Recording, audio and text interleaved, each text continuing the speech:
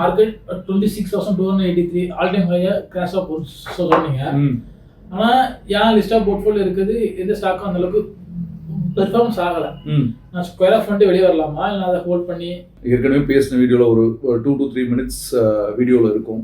உங்களோட positions sale பண்ண வேணான்றது நான் வந்து 25,500 ரேஞ்ச்ல ட்ரேட் ஆயிட்டு இருக்கும்போதே நான் அந்த விஷயத்தை ரொம்ப டேரிங்கா சொல்லியிருக்கேன். இன்னும் மார்க்கெட் வந்திருக்கு, மேல வந்திருக்கு 600 பாயிண்ட்ஸ் 700 பாயிண்ட்ஸ் கிட்ட. இன்னும் உங்களோட ஸ்டாக் பர்ஃபார்மன்ஸ் ஆகல அப்படின்னா அந்த ஸ்டாக்கினுடைய ஃபண்டமெண்டல் எதனால அது பர்ஃபார்ம் ஆகாம இருக்கு, அதனுடைய கம்பெனியோட ப்ரொடக்ஷன்ஸ் டெப்ட் ஓரியன்டா என்ன மாதிரி இருக்காங்க, அவங்களுடைய நெக்ஸ்ட் குவார்டர் அரல்ஸ் ப்ரீவியஸ் 3 குவார்டர்ல என்ன மாதிரியான பர்ஃபார்மன்ஸ் கொடுத்துருக்காங்க அப்படி பார்க்க பாருங்க. மார்க்கெட்டுக்காக இந்த போர்ட்ஃபோலியோ வந்து நான் லிக்விடேட் பண்ணணும் அப்படின்றத விட அதுல ஒரு சில ஸ்டாக் செட் ஆகல, அதை மட்டும் எடுத்துட்டு வேற ஸ்டாக்ஸை மாத்த பாருங்க. 5ல இருந்து 10 ஸ்டாக்ஸ் நம்ம ப்ரிஃபர் பண்ணிருந்தோம் நம்மளோட கிளைண்ட்ஸ்.